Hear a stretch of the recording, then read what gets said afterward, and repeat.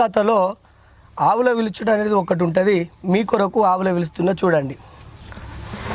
విష్ణుదేవుడు గొల్ల, ఈశ్వరుడు గొల్ల, బ్రహ్మదేవుడు గొల్ల, బ్రాహ్మణుడు గొల్ల, ఆవు కడుపులో పుట్టిన అయ్యల గొల్లలు, గోవు కడుపులో పుట్టిన గొల్లలు యాదవులు.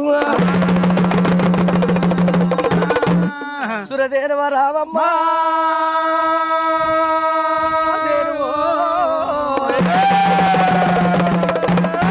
సుందరి రావమ్మ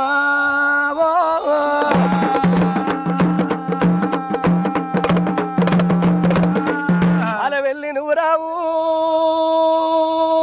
దేవా పంచాలి రావమ్మ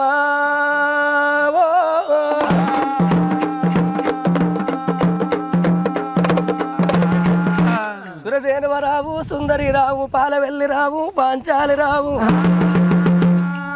అన్ని ఆవుల